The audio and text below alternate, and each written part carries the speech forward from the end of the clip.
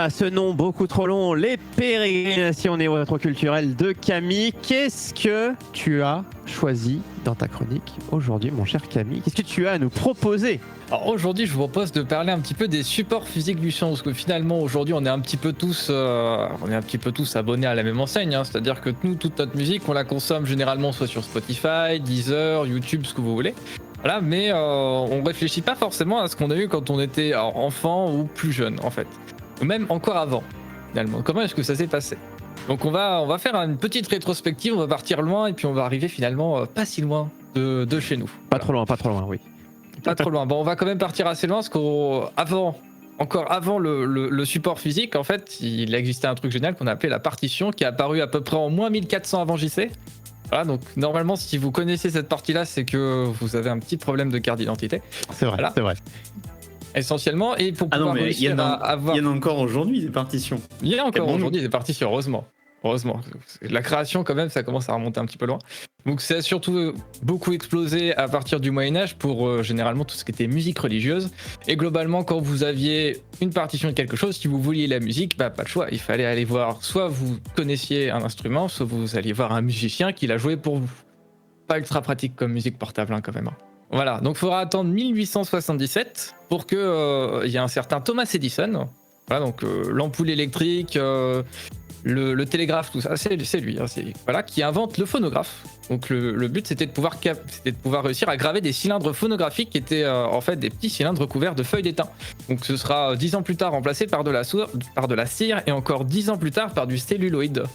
Voilà, donc sachant qu'au maximum, on atteignait les 4 minutes 30 de contenu. Et jusque-là, il faudra attendre encore pas mal d'années, mais à ce moment-là, Edison, c'est le leader mondial de l'enregistrement. Tout seul. Voilà. Alors, le monsieur, il se débrouille tout seul. Il faudra attendre 1889 pour qu'il y ait un certain Emil Berlinger qui met au point le premier disque à micro-sillon, donc qui est fait en vinyle, du coup, qui est une matière plastique qu'on retrouvera un petit peu partout, notamment dans les années 80, qui sont particulièrement connus. Ils étaient pas en cire au début ou un truc plus... Non, c'était directement en vinyle. Les premiers qui ont vraiment tourné et qui ont été vraiment commercialisés ont été en vinyle. Après, il y a encore d'autres dérivés. Ceux qui... ont été imprimés en 4 exemplaires, je vais vous les passer parce que sinon on va y passer 2 heures. Mais ceux-là, c'est ceux qu'on va appeler les 78 tours. Sachant qu'à l'époque, on est encore en enregistrement mécanique. Alors, on verra plus tard que ça va jouer. Donc pour se mettre un petit peu dans le contexte, donc fin 1898-1900, ce qu'on va un petit peu appeler la préhistoire, enfin tout moins ça n'engage que moi. Oh, tu remontes loin. La préhistoire de la musique moderne, avec essentiellement parmi les gens qui étaient vraiment huppés à la haute à cette époque-là, Scott Joplin, qui va inventer à lui tout seul le ragtime. Donc le ragtime, c'est ce qui va donner plus tard le jazz. Voilà, avec les premières coon songs, c'est ce qu'on va appeler aux États-Unis tout ce qui va être chansons noires, qui vont par la suite se dériver du coup en blues. Et en 1902, le tout premier tube français. Attention. Vraiment le premier tube, la première chanson que toute la France va chantonner, qui est une chanson de Félix Mayol qui s'appelle Viens Poupoule. Voilà. Elle n'est pas restée, on l'a pas. Voilà. Elle est restée très longtemps, notamment parce qu'elle a été chantée après par Maurice Chevalier. Mais ça, c'est encore une autre histoire. Voilà. C'est une chanson, ça aussi, une autre histoire, mais c'est encore une autre histoire aussi. Aussi, mais on y retrouve finalement tout ce qui fait un bon tube français, qui fait que Patrick Sébastien fonctionne encore malgré ces années. Ouais. Oh, ça taille. Un petit peu, mais ça marche aussi. 1898, une invention très intéressante qui est le télégraphone. Donc ça a été inventé par Waldemar Poulsen et c'est basé sur l'enregistrement magnétique.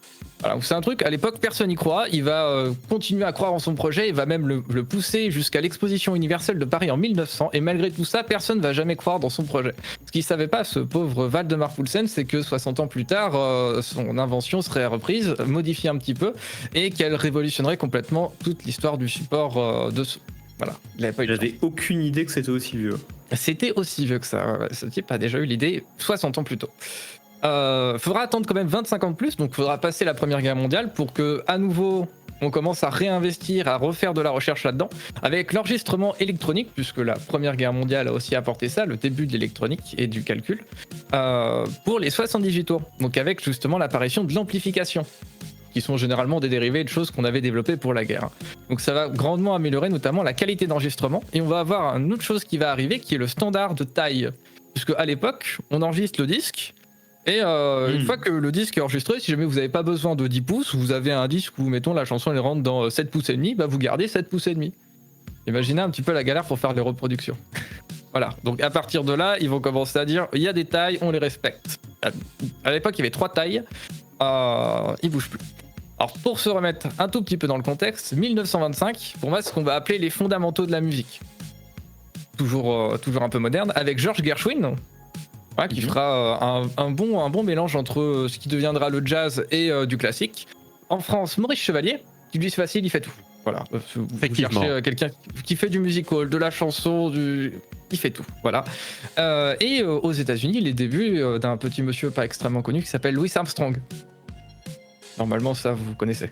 Oui, Effectivement pas connu. Tout le monde visualise à peu près qui c'est normalement. Voilà. Alors, 10 ans plus tard, 1935, c'est l'invention du magnétophone à bande. Donc c'est généralement utilisé par les professionnels du son.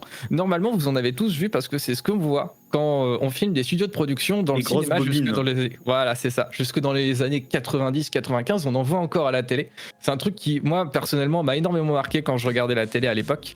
Donc c'est essentiellement des très grosses bobines avec tout simplement des enregistrements magnétiques sur bande. C'est un énorme échec commercial, par contre ce sera toujours très utilisé chez les professionnels. Un an plus tard, je ne connaissais pas l'existence de cette chose, avec un objet qui s'appelle le Téfifon. Donc c'est conçu en Allemagne, et le but... Le Téfifon. Ouais, je ne connaissais pas vraiment. C'est de faire un mélange entre le vinyle et la cassette. Voilà, donc on a une cartouche de bande vinyle qui sont... encastrés dans des toutes petites cassettes qui sont lues comme ça. Et le but, c'était à l'époque de pouvoir créer des playlists. Ça pouvait contenir jusqu'à plus de 4 heures de musique. Donc ils enregistraient des opéras entiers avec ce truc-là. Voilà, ce qui n'a pas du tout fonctionné. Hein. On va dire que c'est, ça me parlait pas à tes chiffons. Non, on connais un siphon fonfon, mais tes chiffons fonfon. Peut-être le nom. Je ne sais pas. En tout cas, c'est resté allemand et c'est jamais sorti d'Allemagne pour le coup. Et on comprend pourquoi. Ouais, en 1935, côté musique, c'est toujours Gershwin et Chevalier qui sont en avant. Ça fait plus de 10 ans qu'ils sont là et continuent à être en avant. Par contre, chez nous, c'est le premier enregistrement de Edith Piaf. Oh. Hein, ouais, les gens qu'on commence un petit peu à connaître, plus en tout cas aujourd'hui. Avec la grande mode de l'époque, c'est le swing. Attention, on va attaquer les choses. Oui, l'eau s'en souvient encore. Voilà, et les débuts de carrière de Frank Sinatra. Ça, normalement, aussi, le nom vous cause un petit peu. Okay. Ah oui, il a commencé il y a longtemps. Il a commencé il y a longtemps. Là, ça y est. Ah oui. Le jazz est installé, le blues aussi. Il sera un petit peu moins marquant à l'époque, mais le blues est là également. Faudra attendre quand même pas mal d'années, puisqu'on se retrouvera seulement en 1948 pour avoir enfin l'invention de quelque chose qu'on normalement on connaît à peu près tous, on en a à peu près tous vu, puisque plus ça va et plus on en vend.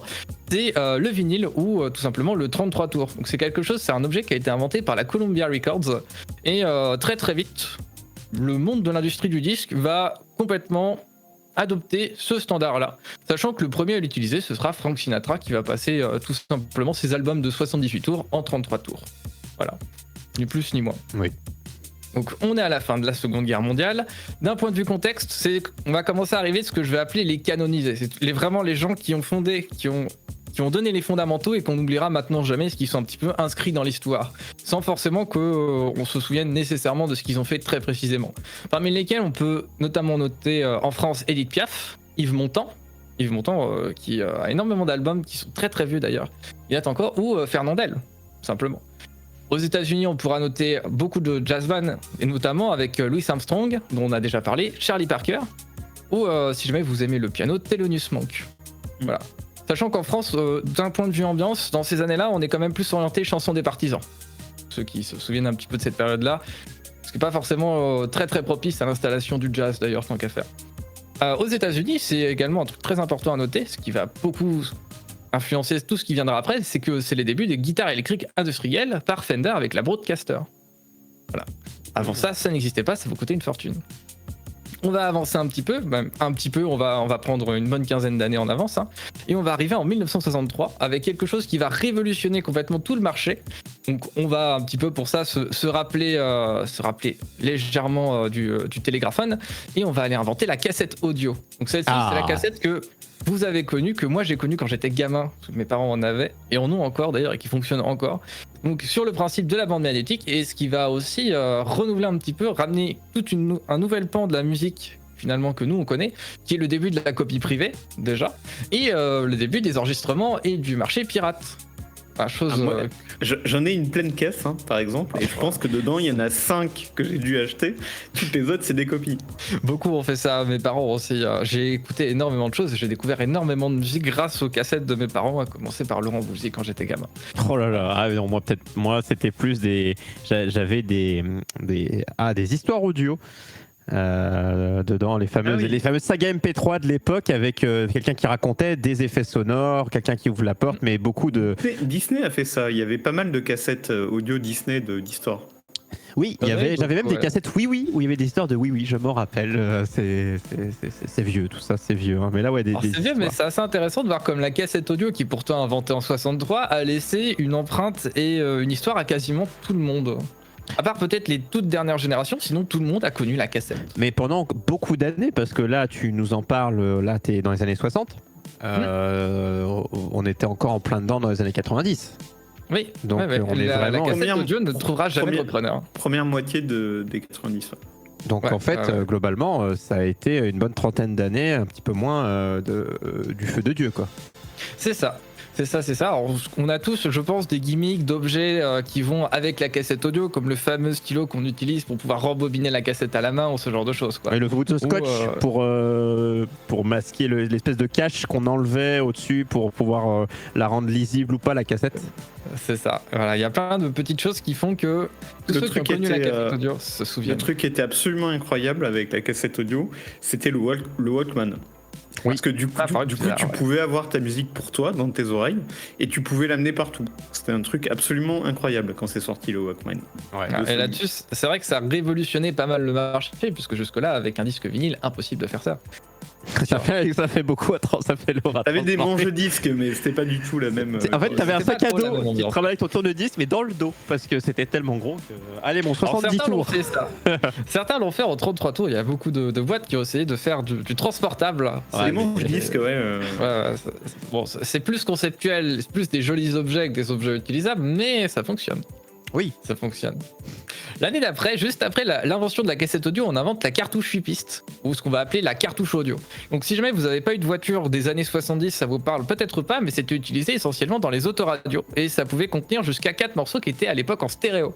Enfin, il y avait 8 pistes, donc vous avez un côté de chaque. Pour un côté, prenez du coup 2 pistes. Simplement. Ça a bien foiré comme support, ça, non? Ça a bien foiré, oui. Du coup, fallait avoir une voiture dans les années 70 avec un autoradio pour acheter ce support-là. Ouais, c'était pas. Sinon, vous preniez des cassettes et après, tous les autoradios se sont mis à avoir des cassettes, tout simplement. Ouais. On continue sur le secteur des cassettes, puisqu'en 69, du coup, il y aura la micro-cassette. Alors ça, si vous avez regardé tout ce qui est peut-être plus orienté musical, notamment dans le contenu qu'on pouvait avoir audiovisuel, ça vous parle peut-être, c'est tout simplement une version compacte de la cassette, ça a exactement la même longueur de bande. Le point un peu négatif, c'est que c'est très cher. Le point positif, c'est que c'est très pratique pour les enregistrements de concerts et pour jusque dans les années fin 90, les dictaphones. Oui. Alors, ça continuera à être très utilisé en fait, mais seulement dans une toute petite... Ou les répondeurs téléphoniques, figurez-vous. Ou les répondeurs, ouais. C'est vrai aussi. Et Elo s'en souvient. En vrai, les dictaphones, c'est super pratique.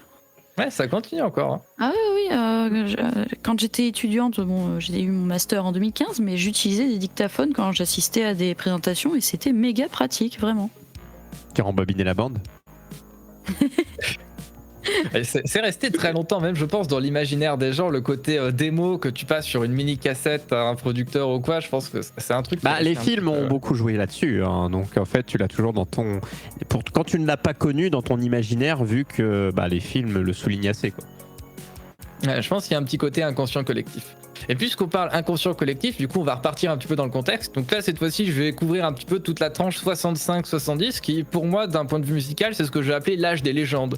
Les gens dont on peut toujours les avoir à l'esprit mais qu'on n'oubliera jamais. Voilà. Donc parmi plus encore dans le côté du jazz qui existait encore à l'époque, qui était encore bien vivant, on va avoir par exemple Bill Evans ou Miles Davis. Et la mort d'un des plus grands saxophonistes qui est John Coltrane évidemment. En France on va avoir ce qu'on va commencer à appeler des superstars qui vont rentrer dans la légende comme France Gall, Johnny Hallyday, Joe Dassin, Claude François, Paul Naref, Sardou. Aux États-Unis ou en Angleterre on va commencer de plus en plus à partir vers la scène rock, d'où je vous parlais évidemment de l'existence des première guitare électrique pas trop chère avec les Beatles, Bob Dylan, Bowie, Eric Clapton évidemment, Led Zepp bien sûr qui va enchaîner Jimi juste Hendrix. après. Jimi Hendrix un tout petit peu plus tard, exact.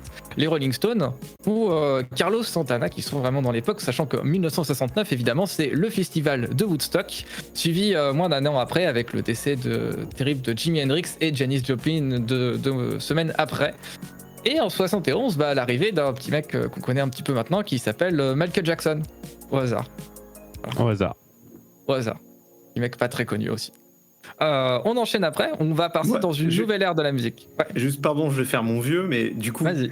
mon premier souvenir, moi, de musique qui m'a vraiment marqué, c'est d'écouter Thriller, je pense, de Michael Jackson en cassette sur mon baladeur, sur mon Walkman Sony. Sur ton 33 tours portable. Je pense qu'il y a beaucoup de souvenirs comme ça qui peuvent très très vite remonter, surtout avec ces gens de cette époque-là qui resteront toujours. Tout le monde connaît ces gens. Même quand vous n'êtes pas de cette génération-là, aujourd'hui, plus personne ne connaît pas les Beatles. C'était John Lennon l'avait dit très clairement. Aujourd'hui, les Beatles sont plus populaires que Jésus. Ah. Oh, tout autant. Ça avait fait polémique à l'époque. Attention, alors l'eau. Est-ce que ça fait encore polémique? Je ne sais pas. Pour TikTok, l'eau, tu isoles cet extrait. Et je pense Écoutez pas TikTok. je pense que ça va fonctionner. Tu peux continuer, cher Kevin. On continue en 1978 avec l'apparition cette fois-ci du Laserdisc, celui qu'on va appeler LD. Donc c'est un disque qui est souvent de taille vinyle cette fois-ci, c'est pas un disque qui va fonctionner énormément, mais c'est très utilisé au cinéma. Malheureusement, chez nous, ce sera trop cher en Europe. C'est Philips, si je me trompe pas, qui a inventé ça. C'est ça, ouais. Philips qui va énormément investir d'ailleurs dans ce milieu-là, mais ce sera trop cher, donc ce sera un petit peu mis de côté. Il faudra attendre 4 ans de plus pour que apparaisse ce qu'on va connaître chez nous, qui va être le disque compact. Celui qu'on va appeler le CD, donc qui sera une création, qui sera une production en fait de Philips et de Sony, les deux en même temps qui vont s'allier, pour pouvoir créer justement ce produit Alors, qui commencera à tout remplacer. C'est quelle date 82. Ah ouais, 1982. Exactement, parce que en fait chez nous, il faudra vraiment attendre les années 90 pour que ça commence à tout remplacer. Avant ça, c'est encore la cassette qui prédomine parce que c'est plus pratique, tout simplement, je pense. Les gens se voyaient peut-être pas acheter des nouveaux produits, rechanger encore de matériel, alors qu'ils avaient probablement juste investi dans la cassette. Il faudra vraiment du temps pour que ça prenne. Après, une fois que ça a pris, par contre, ça a tout remplacé. Très clairement. Alors, il y a un moment où on avait tout. C'est-à-dire que, par exemple, nos parents avaient toujours plein de vinyles. Nous, on avait toujours nos cassettes qu'on n'avait pas jetées, évidemment. Et on achetait des CD. Donc, on avait à la maison, on avait des vinyles, des cassettes et des CD. Ouais, mais alors, les vinyles, il y a eu un moment où c'est pas ces dates, les cassettes, c'est la même chose. Les CD, ça arrivera plus tard, au début des années 2000, c'est très tendance d'en avoir beaucoup. Maintenant, non. Voilà. Contrairement au vinyle qui est revenu, les vinyles CD, reviennent. Les CD reviendront peut-être comme les cassettes, sait-on jamais. Alors, d'un point de vue contexte, là on est sur la tranche 85-90, c'est ce que je vais appeler l'âge superstar. Alors, c'est les gens qu'on connaît, qu'on voit à la télé, qu'on verra à la télé beaucoup, qui sont très très médiatisés et qu'on a encore en image de cette époque-là. Pour vraiment une stance très très particulière. Parmi lesquels on va pouvoir nommer par exemple les Rita Mitsuko, Renault, Indochine, Téléphone, voilà, Jean-Jacques Goldman, par exemple, Vanessa Paradis, David Hallyday, la nouvelle génération, ce n'est plus Johnny, c'est son fils. Florent Pagny, par exemple, Céline Dion, Chagrin d'amour, Dorothée, Woolsey, Souchon, tous ces gens-là. Ça en fait. Voilà, ça en fait. Un Lagaffe, par exemple, aussi, qui est de cette époque-là, mine de rien. Aux États-Unis, ça fera une nouvelle génération encore de rock qui va arriver avec Michael Jackson, Dire Straits, Bruce Springsteen, Queen, par exemple. Europe, AC/DC, Toto, In Excess, Eagles, le début du disco également avec Boney ou Imagination. Lenny Kravitz également qui va se rajouter, Prince par exemple. À noter quand même parmi les petites dates marquantes que j'ai retrouvées, qui a marqué encore, et je pense qu'il y a encore beaucoup de gens qui s'en souviennent, c'est 1986 avec le décès de Daniel Balavoine. Oh, je n'étais pas né. Dakar, dans un hélicoptère, un accident d'hélicoptère. C'est ça, les gens se souviennent encore de cet événement, c'est un des événements qui a le plus marqué étonnamment, malgré par exemple la mort de Coluche qui appartient aussi à cette époque-là. Le décès de Balavoine, je pense, a marqué énormément de gens à cette époque. J'ai revu encore plein de choses dessus depuis des années et des années. Voilà. On continue un petit peu, justement, on va parler du mini-disque MD, qui est cette fois-ci une production uniquement Sony, pas de Philips. Voilà, qui va reprendre, qui veut essayer de faire un mix des deux. Voilà, le CD c'est pratique mais c'est grand, la cassette c'est pratique mais c'est petit, mais la qualité du son est pas fou, donc elle est pas folle, donc ils se sont dit on va prendre le son du CD, la taille de la cassette et on va mixer les deux pour faire un mini disque. Pas de bol, du coup ça a été un échec commercial, mais c'était pas forcément une mauvaise idée. Alors pas partout, parce qu'au Japon ça marchait plutôt bien. Au Japon en fait. ça a bien marché, ouais. Après, au Japon, tous les formats en fait ont plutôt bien fonctionné. Ce qui par marchait rapport à pas chez nous, ça marchait bien chez eux. Donc, Mais ils ont eu beaucoup plus de formats que nous et surtout ils se sont adaptés beaucoup plus vite, là où chez nous, à chaque fois qu'on a inventé un nouveau format, surtout à l'époque, rien qu'à voir le CD, le temps que ça a pris pour que ça s'installe, en fait, chez eux en 2 ans c'était réglé. Le Blu-ray par exemple chez nous a pris plus de 15 ans à arriver. Chez eux, ça fait des années qu'il n'y a plus de DVD. on a du retard. Voilà, on s'adapte plus doucement que là-dessus. 1993, c'est l'apparition de quelque chose que vous connaissez tous, qui est le format MP3. Ah pardon. Pardon. Aussi accessoirement. Mais le MP3 est né en 1993, donc c'est un format de compression qui va permettre de compresser énormément la musique en retirant tout ce qui va faire ce qu'on va appeler les silences. Donc ce sera énormément utilisé notamment dans ce qui sortira juste après, qui est le vidéo CD, qui fonctionnera d'ailleurs pas et qui sera quand même sorti par Sony, qui sera un alliage de 4 boîtes qui est Sony, Matsushita, Philips et JVC. Autant de boîtes qui vont travailler sur un échec commercial, malheureusement sorti la même année. Voilà. Il faudra attendre 99 pour qu'il y ait à nouveau une nouvelle création qui va se faire, qui est le Super Audio CD. Donc cette fois-ci, c'est Sony Philips, c'est censé être le successeur du CD. Voilà. Jamais entendu parler. C'est un puissant échec commercial, voilà. C'était censé l'être, ça s'est pas vendu, donc ça ne l'est pas devenu. Par contre, c'est toujours populaire auprès des audiophiles, donc il y a encore des gens qui achètent des Super Audio CD. Voilà. Donc, ce à quoi on va refaire une petite touche de contexte, puisqu'après tout, on arrive dans les années 2000. Donc, année 2000-2005, c'est ce que je vais appeler l'année de la Flash Star. Avec encore une nouvelle génération, mais c'est des gens où on va en entendre parler pendant 3-4 ans, 5 ans. Et après, ce sera soit par intermittence, soit on les oubliera. C'est l'époque des Starac, des ce genre de choses. Exactement. Donc, parmi les gens qu'on peut noter en France, par exemple, on a Calogero, Garou, Alizé, Laurie, Yannick Noah, qui fait aussi partie de cette époque, Danny Briand, Jennifer, dont on entend parler quand même grâce à la télé, mais d'un point de vue musical, on entend quand même moins parler, Carla Bruni, Nolwenn Leroy, par exemple, DJ Bobo. Et Chihuahua. Chihuahua, très fort, il est très fort. On a la culture musicale qu'on choisit, hein. Écoutez. T'as travaillé à la radio, toi, surtout. Dont il est fier en plus. Moi, j'adore Chihuahua. J'avais le CD de titre, hein, écoutez. Il y avait Chihuahua et Chihuahua 2. Je savais même pas qu'il y avait un 2. Il y a toujours un remix. Trio. Ah oui, Trio. Ouais. Peut-être cette époque-là, Magic System ou Benabar. Voilà, un peu de beau monde quand même, un peu de beau monde. Un petit peu de beau monde quand même, mais beaucoup de gens qui ont disparu aussi. J'ai viré tous les gens que je ne reconnaissais pas. Tu as laissé ceux qui te laissaient. J'ai mis ceux que je connaissais. En plus, à l'international, on va avoir Eminem, Coldplay, Britney Spears, Linkin Park, Daft Punk, Pearl Jam, Shakira, Billy Crawford, Beyoncé ou Maroon 5 par exemple. C'est des gens de cette époque-là. Alors, je vais pas citer tous les des années 90, on aurait pu aussi, mais c'est des gens dont avant on entendait parler, gamin j'en entendais parler. Aujourd'hui, c'est vrai que d'un point de vue actualité, bon, c'est timide. C'est plus timide quand même, sachant que parmi les disques d'or et les disques qui sont le plus vendus à cette époque-là, il y a un petit peu quand même de nouveautés, mais il y a énormément de gens qui viennent de l'époque Superstar ou de l'époque Légende. Hein. Effectivement. Voilà. On pourrait penser que ça s'arrête là, et non, puisque en 2013. C'est pas fini. T'aurais dû mettre ce jingle. Et après ça s'arrête. Pour une fois, attends, tu veux dire qu'en 2013 il y a un nouveau support physique de musique qui est sorti? En 2013 il y a un nouveau support physique qui est sorti qui s'appelle le Blu-ray audiophile pur audio ou BDA. Mais c'est quoi la différence avec le reste? Ah justement, c'est que cette fois-ci c'est sorti par Universal. Universal Music, c'est censé être à nouveau l'héritier du CD.